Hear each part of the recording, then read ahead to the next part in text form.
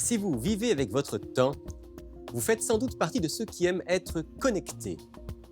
Et connecté aujourd'hui rime avec téléphone cellulaire, tablette, Internet sans fil, satellite, câble, fibre optique et j'en passe. D'ailleurs, vous suivez l'émission Il est écrit à travers l'une de ces technologies.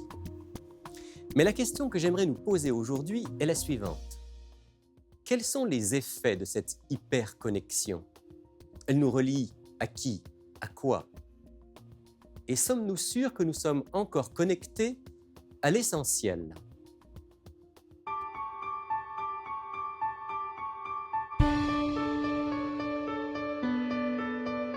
Il est écrit, une émission présentée par Rémi Ballet.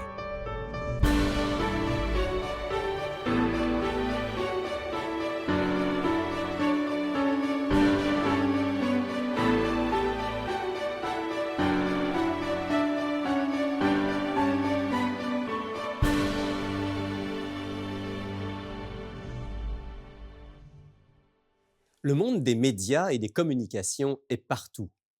Il remplit le quotidien de tous. De l'adolescent qui, à l'école, surfe sur Internet pendant les cours tout en textant avec les copains de classe, à l'homme d'affaires qui veut savoir à la seconde même s'il a reçu un nouveau courriel ou si les marchés financiers viennent de baisser. Aux amis qui marchent dans la rue l'un à côté de l'autre, sans se parler, les yeux rivés sur leur téléphone. En passant par la femme qui prépare le repas en suivant son feuilleton préféré à la télé, ou encore ces jeunes qui jouent aux jeux vidéo en réseau, en écoutant leur musique et en gardant un œil sur le cellulaire, bien sûr. Ou même ces personnes branchées du troisième âge, avec qui on peut chatter sur Facebook à n'importe quelle heure du jour. Toutes ces images vous semblent familières, n'est-ce pas? Vous connaissez ce monde-là. Vous vivez dedans. Vous en faites partie. Je ne veux pas vous abreuver de chiffres ou de statistiques, mais permettez-moi quand même de partager avec vous le résultat de quelques études intéressantes. Ces études montrent qu'en Europe, entre 2005 et 2010, la consommation d'Internet chez les adultes a augmenté en moyenne de 30%, pour s'établir à plus de 8 heures par semaine. Les jeunes Européens dans la vingtaine passent, eux, une douzaine d'heures en ligne. Bien sûr, c'est sans compter le temps passé devant la télévision, ou à texter sur un téléphone portable, ou encore à jouer sur une console vidéo. Les adultes nord-américains, eux, passent en moyenne plus de 17 heures par semaine sur Internet. Et les jeunes de 20 ans naviguent sur le web au moins une vingtaine d'heures. Voici ce que nous rappelle Nicolas Carr dans son livre intitulé « Internet rend-il bête ?» Selon une étude très large conduite par l'université Ball State en Indiana, la plupart des Américains, quel que soit leur âge, passent au moins 8h30 par jour devant un écran de télévision, d'ordinateur ou leur téléphone cellulaire. Souvent, ils utilisent 2 ou 3 appareils électroniques en même temps. En Chine, où la révolution technologique bat son plein, les jeunes dans la vingtaine, quand ils ne sont pas au travail ou en cours, passent environ 45% de leur temps libre sur Internet. Et tous ces chiffres sont en hausse constante. À partir de ce constat, la question qu'il faut se poser est de savoir si cette nouvelle manière d'acquérir des informations, de communiquer ou de se divertir peut être pour nous une source d'enrichissement. En fait, le grand argument des promoteurs de médias électroniques tous azimuts et d'Internet, c'est que grâce à cette connexion de chaque instant, nous recevons une information plus complète, plus diversifiée, nous sommes capables de faire davantage de liens et de mieux comprendre le monde. Bref, que l'homo technologicus devient plus éclairé et plus intelligent, qu'il communique mieux. En un mot, les médias électroniques et l'Internet sont censés améliorer notre qualité de vie et contribuer à nous rendre heureux. Si vous avez un petit sourire sceptique en m'écoutant, c'est que vous savez bien que cette belle image médiatique est loin de refléter la réalité. En fait, sans nier les avancées intéressantes des techniques de communication, sans vouloir revenir au XIXe siècle ou vivre coupé du monde moderne, la réalité, c'est que l'enrichissement intellectuel, culturel, relationnel à travers les médias électroniques et l'Internet est dans une large mesure une illusion, et même une dangereuse illusion. La réalité, c'est que si nous n'y prenons pas garde, les quelques avantages des médias modernes seront plus que contrebalancés par leur force de formation et de déformation sur notre cerveau. La réalité, c'est que quelques-uns des plus grands périls pour l'être humain se trouvent dans sa tablette, son téléphone, sa télévision ou son ordinateur. La réalité, c'est que notre âme est en danger et que l'ennemi de notre âme voudrait bien que nous soyons tous hyper connectés. Voyez-vous, plus on apprend à connaître le fonctionnement du cerveau humain, plus on est émerveillé par ce qu'on appelle désormais sa plasticité. Pour résumer très grossièrement ce que ça signifie, on sait maintenant que notre cerveau n'est pas une machine qui fonctionne de manière fixe avec des connexions préétablies entre les cellules nerveuses ou entre les différentes parties du cerveau. En réalité, le Créateur nous a fait de telle manière que notre cerveau a la faculté extraordinaire de créer sans cesse de nouvelles routes, de faire fonctionner de nouvelles zones, dans un certain sens, de se restructurer, littéralement, physiquement de se modifier en fonction des opérations mentales que nous privilégions. Maintenant, il faut noter que tout comme le cerveau peut construire de nouveaux circuits ou les renforcer par la pratique et par l'exercice mental, ces circuits peuvent aussi s'affaiblir ou même quasiment disparaître si on ne les fait pas fonctionner. Un chercheur l'exprime de la manière suivante. Si nous cessons d'utiliser certaines de nos capacités mentales, nous n'allons pas seulement oublier leur fonctionnement. Physiquement, l'espace utilisé dans la cartographie de notre cerveau pour ses fonctions va être occupé par les autres fonctions cérébrales que nous utilisons. En d'autres termes, nous devenons physiquement, neurologiquement, ce que nous pensons. Alors logiquement, la question suivante est de savoir, depuis que nous sommes tous hyper connectés, quelles sont les fonctions de notre cerveau qui ont été hyperactivées et quelles sont celles qui se sont affaiblies, voire qui sont sur le point de disparaître. Et j'ajouterais, quelles sont les conséquences de tout ça sur notre vie mentale, sur notre vie spirituelle ?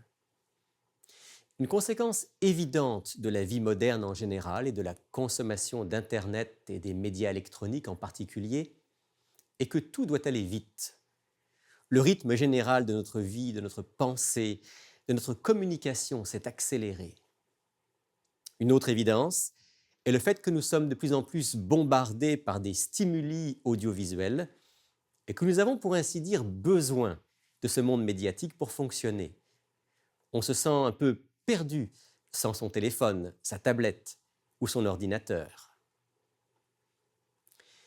Une troisième évidence est le fait que notre attention est sans cesse sollicitée par quelque chose de nouveau et que l'interruption, le passage d'un sujet à un autre, d'un site web à un autre, est devenu un mode de vie. Je clique pour arriver sur un site, j'y passe quelques instants, mais l'article en question me propose un lien vers un autre article ou un autre site. Alors je clique, j'arrive sur une autre page et là, dans un coin de l'écran, il y a une image avec un gros titre qui attire mon attention. C'est un tout autre sujet que mon sujet initial, mais ça m'intéresse ou ça m'intrigue ou ça m'attire. Alors je clique et me voilà dans un autre monde. Et ainsi de suite, de clic en clic, je peux y passer des heures. Que se passe-t-il dans mon cerveau quand le schéma que je viens de décrire devient un mode de vie? Quelles sont les conséquences pour ma vie physique, mentale et spirituelle? Je pourrais mentionner la sédentarité qui en découle. Vous le savez, c'est l'une des causes majeures de nos maladies de société. Je pourrais aussi mentionner le fait que les médias électroniques mangent notre temps, avec le plus souvent de l'inessentiel, quand ils ne sont pas carrément des images immorales ou nuisibles. Mais je vais plutôt m'arrêter sur un autre élément qui forme et qui déforme notre façon de vivre et de penser. On l'appelle l'attention dispersée. Voilà un élément fondamental, crucial pour notre vie mentale et spirituelle. Je laisse le soin à Nicolas Carr, encore lui, de l'exprimer dans le livre que j'ai déjà mentionné. À long terme, l'influence la plus importante que l'Internet exerce sur notre manière de penser est la suivante. Le net capte notre attention pour ensuite la disperser, l'éparpiller. Nous sommes concentrés sur le médium lui-même, sur l'écran qui scintille, mais nous sommes sans cesse distraits par le feu roulant de messages et de stimuli qui ne cessent de nous solliciter. Quelle est la conséquence ultime de cet état de dispersion constante de notre attention? Vous pouvez le deviner. Je lis encore quelques lignes empruntées au livre de Nicolas Carr. L'état de distraction constante que le net encourage est très différent des moments de diversion volontaire dont notre esprit a besoin de temps à autre pour rafraîchir notre esprit, notre réflexion. La cacophonie de stimuli engendrés par le net court-circuite notre pensée, à la fois au niveau conscient et inconscient, empêchant notre esprit d'avoir une réflexion profonde. Voilà le fond du problème. Nous fonctionnons de plus en plus comme le web, sur la base d'une pensée rapide, passant rapidement d'un sujet à un autre, constamment distrait, de plus en plus incapable d'une pensée tranquille, d'un rythme lent, d'une attention concentrée. Vous êtes probablement frappé comme moi par l'épidémie de déficit d'attention qui semble toucher les enfants, les adolescents et même les adultes d'aujourd'hui. Ce qu'on appelle en abrégé le TDAH, trouble du déficit de l'attention avec ou sans hyperactivité, affecte, paraît-il, un Québécois sur 20. Et le remède le plus souvent proposé est médicamenteux. Bien que ce problème soit complexe et implique plusieurs facteurs, il est évident que l'action des médias électroniques et de l'Internet sur le cerveau est l'un des facteurs aggravants de cette inattention chronique, de la dispersion de l'esprit. La bonne nouvelle, c'est que des changements de style de vie tout simples peuvent avoir un effet puissant pour aider à retrouver du calme et de l'attention. Dans son excellent ouvrage intitulé « Perdu sans la nature », le journaliste François Cardinal mentionne plusieurs recherches et expériences faites avec des enfants. Dans l'une d'entre elles, menée par 2 scientifiques des États-Unis et rapportée dans le Journal of Attention Disorders, on a comparé 2 groupes d'enfants diagnostiqués comme souffrant de TDAH. L'un de ces groupes prenait du Ritalin tous les jours, tandis que l'autre n'était pas médicamenté, mais devait passer quotidiennement environ 1 heure à marcher ou à jouer dans la nature. Le résultat de l'expérience est expliqué par le docteur Andrea Taylor. Nous avons calculé l'effet de la marche dans la nature et nous l'avons comparé à l'effet de la médication. Nous avons été surprises de constater qu'une dose de nature avait le même effet, sinon un effet plus grand encore, qu'une dose de médication. La nature, l'un des éléments essentiels de notre vie. À l'origine, Dieu a bien placé l'homme et la femme dans un jardin. Nous avons été créés pour être en contact quotidien avec la nature. Sommes-nous connectés à l'essentiel? Sommes-nous en contact étroit, régulier, permanent avec celui qui est la source de la vie, avec notre Créateur? Pour rester en contact étroit avec lui, il nous faut pratiquer ce que le Christ faisait très souvent et qui nous est rapporté, par exemple, dans l'Évangile selon Marc au chapitre 1er. Marc, chapitre 1er, verset 35. Vers le matin, alors qu'il faisait encore très sombre, Jésus se leva et sortit pour aller dans un lieu désert. Là, il priait. Pour être connecté à l'essentiel, pour cultiver notre relation avec Dieu, il nous faut souvent du calme, de la tranquillité, de la nature. Il nous faut réfléchir en profondeur, lire et méditer les pages de la Bible, prier et écouter, faire silence. Toutes ces choses que les médias électroniques rendent difficiles, en modifiant la structure même de notre vie, de notre pensée, et de notre cerveau. Pour être connecté à l'essentiel dans notre monde de distraction permanente, il nous faut choisir de penser et de nourrir nos pensées selon le conseil donné par l'apôtre Paul en Philippiens chapitre 4, verset 8. Philippiens chapitre 4, verset 8. Au reste, frères, que tout ce qui est vrai, tout ce qui est honorable, tout ce qui est juste, tout ce qui est pur, tout ce qui est aimable, tout ce qui mérite l'approbation, ce qui est vertueux et digne de louange, soit l'objet de vos pensées. Je ne vais pas vous dire que pour vivre avec Dieu et rester fixé sur l'essentiel, il faut vivre sans Internet ou sans médias électroniques. Nous ne sommes pas sur une île déserte. Mais pour rester connecté sur l'essentiel, il faut certainement faire des choix décidés, résolus. Je vous en propose 3. Premièrement, pour être connecté à l'essentiel dans notre monde de distraction permanente, je vous propose que nous décidions de commencer nos journées comme le faisait le Christ, en prenant un moment de silence, de prière, de méditation de la Bible. Ce temps quotidien de réflexion tranquille, de lecture et d'ouverture du cœur aura un impact décisif sur toute notre journée, même si ce n'est que 15 ou 20 minutes pour commencer. Au lieu d'allumer la télé ou la radio, l'ordinateur ou le téléphone cellulaire, commençons notre journée en nous connectant avec notre Créateur. La connexion est gratuite et toujours disponible. Deuxièmement, pour rester connecté à l'essentiel, je vous suggère aussi de faire une évaluation honnête de notre consommation médiatique, télé, radio, Internet, cellulaire, jeux vidéo, etc. Si nous constatons qu'on y passe beaucoup de temps, probablement trop de temps, alors décidons, avec l'aide de Dieu, de la réduire considérablement. Oh, vous verrez, ce sera difficile, ce sera un combat, mais c'est le bon combat de la foi.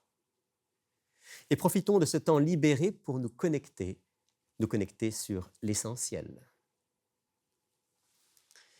Et troisièmement, pour rester connecté à l'essentiel, je vous propose de sortir, de bouger, de marcher, d'aller dans la nature, de rencontrer Dieu dans le cadre qu'il a prévu initialement pour nous. Le contact avec la nature aura un effet bienfaisant sur notre corps et sur notre esprit. Il va équilibrer notre vie et nous rendre davantage capables de ralentir le rythme, de vivre des moments de calme, de réfléchir en profondeur. Dans l'Évangile selon Jean, le Christ nous a donné un conseil qui vaut plus que jamais en notre 21e siècle. Il a dit à sa manière qu'il nous fallait rester connectés à lui, connectés à l'essentiel. Voici comment il s'exprime dans l'Évangile selon Jean, au chapitre 15 et au verset 4. « Demeurez en moi, comme moi en vous. Comme le sarment ne peut de lui-même porter du fruit s'il ne demeure sur le pied de vigne, de même vous non plus, si vous ne demeurez en moi. Je suis le pied de vigne, vous êtes les sarments. Celui qui demeure en moi, comme moi en lui, porte beaucoup de fruits. »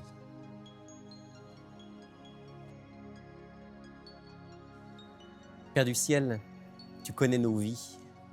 Tu sais qu'elles sont souvent bien remplies, qu'elles sont souvent agitées. Tu sais que nous sommes souvent distraits par toutes sortes d'informations, de médias. Tu sais qu'il nous est difficile de prendre du temps pour nous arrêter, pour méditer, pour lire ta parole, pour prier. Notre décision aujourd'hui, Seigneur, c'est de prendre du temps pour nous connecter à toi chaque jour. Veuille nous aider à prendre ce temps quotidien et à savoir rester connectés à l'essentiel. Nous t'en prions au nom de Jésus. Amen. Bonjour, je m'appelle Sylvain Duval et je suis responsable des cours bibliques à Il est écrit. J'aimerais personnellement vous inviter à approfondir les sujets abordés dans nos émissions à l'aide du cours Découverte. Cette étude explore tous les grands thèmes bibliques en relation avec notre vie quotidienne. Ce cours est entièrement gratuit. Vous pouvez le suivre par correspondance, par Internet et bien sûr en personne avec un instructeur. Inscrivez-vous dès maintenant à ilestécrit.tv ou tout simplement par téléphone au 1-866-729-3515. Si vous voulez chaque jour vous ressourcer, prendre du temps pour vous reconnecter sur l'essentiel, alors il faut absolument profiter de notre offre de la semaine. Et nous est présentée, comme chaque semaine, par France. Bonjour France. Bonjour Rémi. Bonjour Sylvain. Sylvain. Nous sommes heureux de présenter cette semaine un livre particulier. En fait, le titre, c'est « Avec Dieu chaque jour ». Ça va très bien avec l'émission. Et c'est un livre de méditation de chaque jour. Explique-nous un peu comment ça fonctionne. Oui. Un livre de méditation de chaque jour, pour ceux qui ne savent pas ce que c'est qu'à chaque page, il y a une date. OK. Donc, 1er janvier, 2 janvier, ainsi de suite jusqu'au Toute 31 l'année. décembre. Donc, à chaque jour, on peut prendre une page, il y a un titre, un verset et un commentaire, ce qui nous aide à grandir à Progrès travers la spirituel. parole de Dieu. Donc, si un verset, comme exemple ici, j'ai « Un cœur joyeux est un bon remède », et là, il y a un commentaire là-dessus. C'est quel texte? Juste un C'est le Proverbe 17, verset 22. Très bon texte. Donc, OK. ça nous aide à bien démarrer la journée avec Dieu. On prend un temps de méditation. C'est pas long. On En décroche. fait, c'est une page par jour, Mais c'est c'est ça? tout hein? simple. Le Regardez, principe? c'est D'accord. une On seule parle page. de 5 minutes par jour. Oui, puis on peut méditer plus longtemps. Bien si on sûr, veut. on peut prendre du temps dessus, mais Oui. on va le lire rapidement et Ouais. ensuite on décide du temps qu'on veut prendre. Exactement. Je fais ça avec un ami à chaque jour. Mhm. Il m'appelle, puis il me lit ça, puis après ça, on prie. Exactement. C'est excellent. On peut le faire à deux, en famille. C'est un livre qui peut être utilisé comme adolescent, adulte, personne plus âgée. Dis-nous comment on peut l'obtenir alors. Et on le commande tout simplement soit par téléphone, courriel ou par notre site Internet. 25 $ plus les frais de port. Donc, on le recommande parce qu'il peut être utilisé plusieurs années, évidemment. Parce Avec que- Dieu chaque jour, Oui. une page par jour pour méditer sur la Bible. Exactement. Dans quelques instants, vous aurez nos coordonnées et vous pourrez commander votre exemplaire de Avec Dieu chaque jour. Mais avant cela, Sylvain, tu vas nous emmener aujourd'hui non pas vers une question d'auditeur, mais vers Québec. Oui, c'est ça. Aujourd'hui, on a le privilège de pouvoir vous donner des nouvelles de la capitale nationale. Donc, on a une équipe là-bas qui travaille maintenant pour Il est écrit. Puis on est content de pouvoir être en contact aussi de façon plus directe avec les auditeurs. On a de nombreux auditeurs dans la région Oui. de Québec. Et alors, que fait cette équipe là-bas à Ben, Québec? principalement, comme tu sais, dans le cadre du suivi, on veut créer un lien direct, une relation avec les auditeurs. On va établir cette relation-là. Donc, nos collègues là-bas puissent prendre le temps d'appeler les auditeurs. Les auditeurs peuvent nous appeler aussi, comme on l'a dit souvent, mais on va avoir une équipe sur place pour pouvoir C'est excellent, visiter les Et auditeurs. alors, toi, tu es prier allé pour eux. récemment là-bas à Québec, travailler un peu avec notre équipe locale, et puis tu as fait une rencontre intéressante. Oui, bien, disons que c'est justement avec les téléphones que je reçois au quotidien.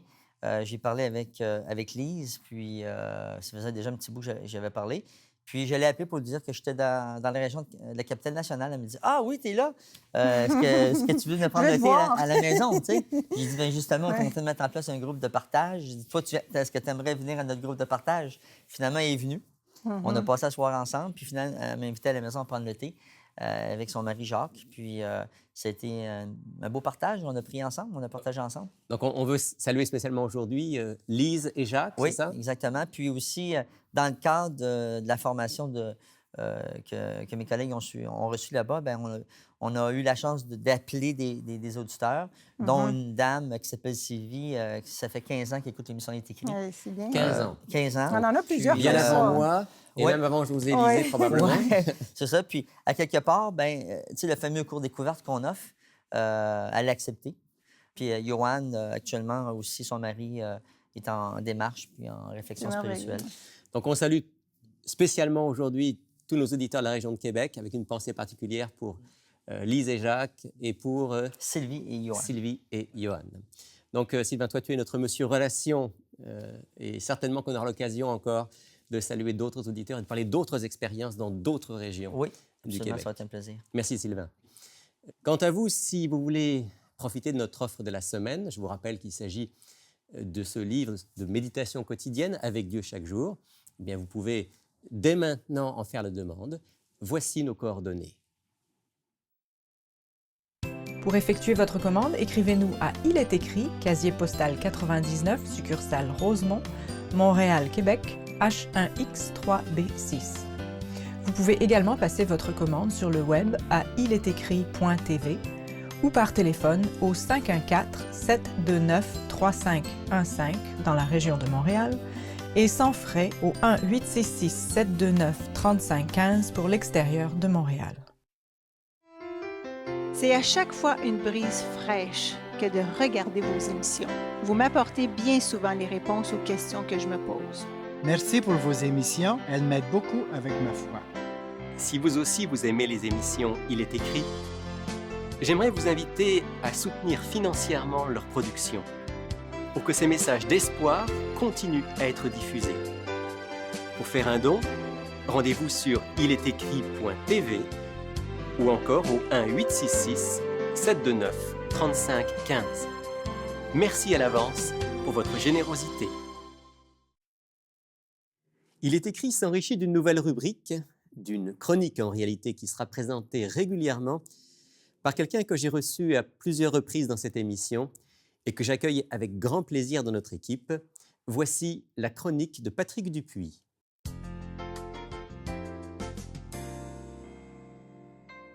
Dieu est mort. Vous avez certainement déjà entendu cette citation bien connue du philosophe allemand Nietzsche qui a modelé l'attitude de nombreux intellectuels envers Dieu et la religion. C'est dommage que notre société ait choisi en partie de jeter le bébé avec l'eau du bain.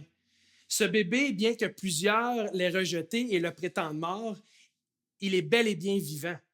Vrai, il est passé par la mort, mais il est ressuscité. Je vous parle bien sûr de Jésus-Christ, le Fils unique du Dieu vivant. Jamais dans l'histoire de l'humanité, le message du Christ n'a été aussi pertinent qu'il l'est aujourd'hui. Je me suis fait un devoir personnel de lire et d'étudier l'enseignement de Jésus. La découverte de l'amour du Créateur, pour moi, c'est quelque chose qui m'a bouleversé et m'a permis de trouver ce que je cherchais sans le savoir, c'est-à-dire le pardon de mes péchés, la paix intérieure et la joie de vivre une relation de foi et de confiance en Dieu grâce à Jésus-Christ. J'aimerais plaider avec vous et vous encourager à prendre une Bible dans vos mains et à lire les évangiles. Vous serez frappés par le récit de la vie de Christ et par son message qui seul peut vous donner l'espoir d'une vie nouvelle. Non, Dieu n'est pas mort. Le Seigneur lui-même l'a dit. Je suis la résurrection et la vie. Celui qui croit en moi vivra, quand même il serait mort. Et quiconque vit et croit en moi ne mourra jamais. Crois-tu cela? Ce sont les paroles mêmes de Jésus, des paroles de vérité et des paroles d'espérance.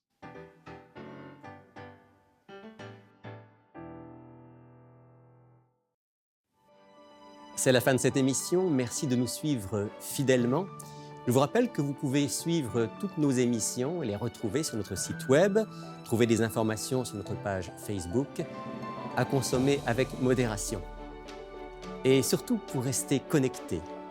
Laissez-moi vous rappeler comme chaque fois qu'il est écrit « L'homme ne vivra pas de pain seulement, mais de toute parole qui sort de la bouche de Dieu. »